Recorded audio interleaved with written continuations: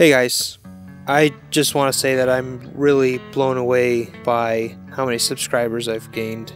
I originally made this part just thanking people for 100 subscribers, but I can't even keep up with it anymore. And I don't necessarily have the most enthusiastic sounding voice in the world, but it really does mean a lot. So thank you so much to everyone. Okay. So for those who are new, I'm trying to create Baliscissors, or Baliscissors, and I'm trying to do it in a way without too many sacrifices. The handles have to lock each blade to the scissor so that they can scissor. Then I need a button that unlocks the handle so they can flip around, but keeps the blades locked together. I make it even more complicated by making it so that when the button is pressed again while everything's closed, everything becomes locked up. That way I don't need to make a latch. This causes me to have to make these weird double shapes because I also want to have tapered handles like a real Bally. As you can see, I did make a working steel pair, but possibly because of this double square shape, I felt like it wore out easily and had a lot of play. I think it's good to try multiple things before settling on a design, so I made an idea that used round pins. I was also trying out different designs because my biggest issue has always been trying to create a reliable button click mechanism. And so that's what I mostly want to experiment with in this video. But because the main Baliscissor mechanism of my last design wasn't really that great, I need to design something closer to my original design. Originally, I used square pins because I thought it'd be easy to buy square stock and then just turn some round sections on the lathe. They weren't the prettiest things. Now, because of my experience with the different design, I see how easy it is to make much more complex shaped pins in the mill. I had originally dismissed the idea of using a triangle because it'd be too hard to manufacture. I thought a triangle could have potential though, because when flipped around, it has completely separate points of contact.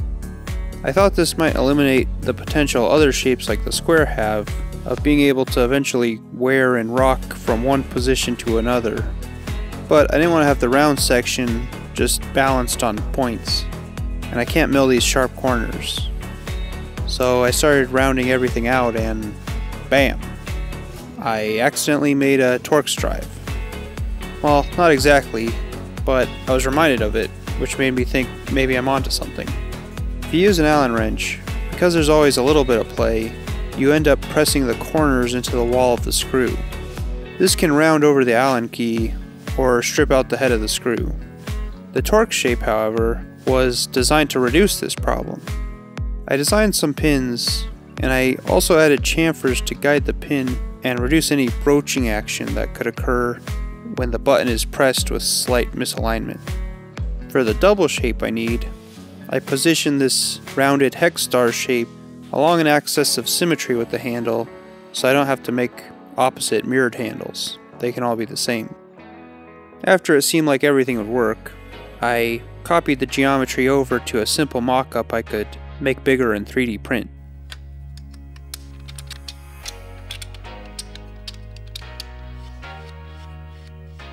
I like this a lot, but the real challenge is still where do I put the click mechanism. I like the idea of having less parts with a flexure like this, but I don't think if I want to reduce play it's the right approach. I want it to be completely held in place on all sides. My very first idea was to use a ball detent, but I got cold feet when I saw how small the parts were. Now I've become a little more confident in my abilities though, so maybe I'll find out that I should have been doing this design the whole time. I milled some pins, and I added grooves for a ball bearing to sit.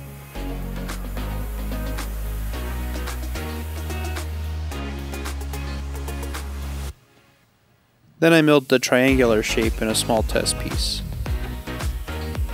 Another disadvantage of this method though is that I'd have to do an additional operation where I reorient the part on its side. I drill a 1/16 of an inch hole in a 3/32 thick piece of material. As you can see, I'm drilling deeper than the pin's hole because I want to capture the parts behind the pin. I don't really feel like I have enough thickness of material to hold a screw. I struggle to wrestle the parts together without making them fly across the shop or accidentally inhaling any of them. But wait, maybe I can make a little tool to help. It was still difficult, but because I made the same shape but without the step, it's easier to squeeze everything together. Then I can push the actual pin through. And hey, it actually works. It's a little soft though.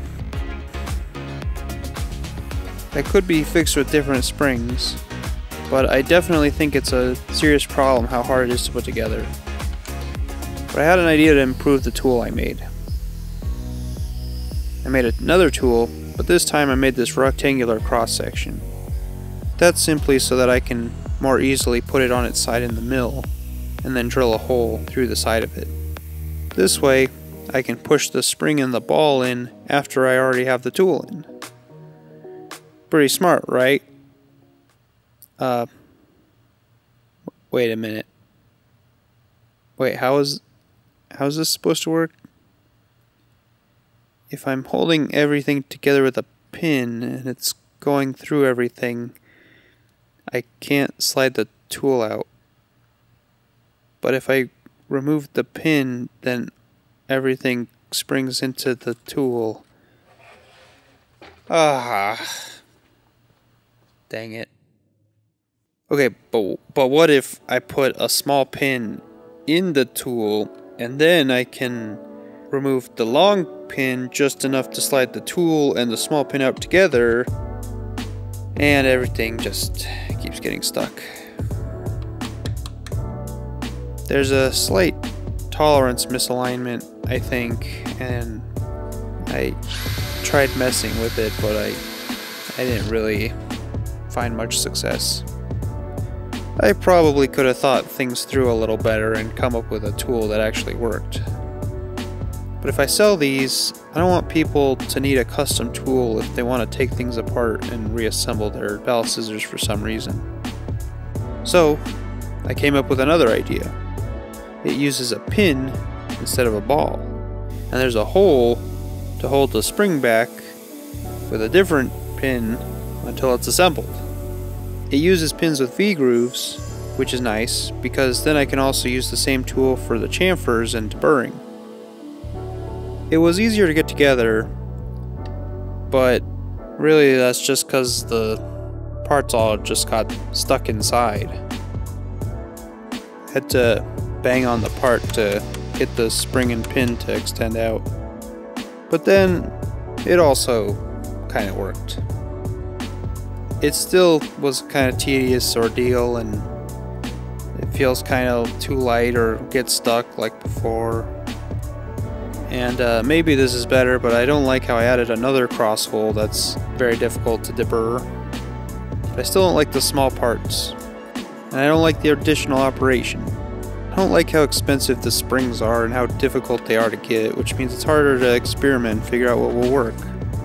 But it was good I tried all this.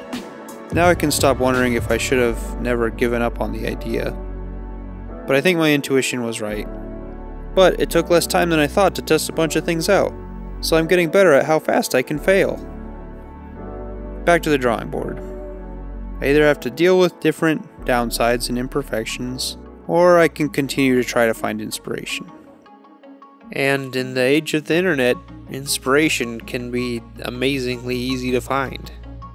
I stumbled onto a game that is literally just instructions for how to disassemble guns so you can see how they work. Pretty much right away I found something interesting. In this shotgun there's this strange bent piece of metal that presses against a pin holding the gun together. I started modeling in Fusion 360. I had a vague idea like this before, but now it was really starting to crystallize in my mind. And I ordered some wire and began to machine a test piece. I have to cut a bit into where the center dowel pin goes, but I think it'll be okay. I awkwardly figured out how to cut and bend a little piece of wire. Then I put everything together and used one of my last tests to keep the wire from falling out. And it works. It's a bit stiff. I think I need thinner wire. but it's only $5 for 230 feet of wire versus the $21 it was to buy 5 tiny springs. That's room to experiment. Okay, I think I should make another mock-up Baliscissor mechanism so that I don't embarrass myself again. It's pretty much the same as what I made a couple videos ago. These rectangles as blades, one of which a pin can be pressed into, some handles that I can use the same fixture I had for, and some easy buttons. Should have maybe thought through how to tap these better. There's some awkwardness to the assembly, but it's way easier than what I was doing earlier.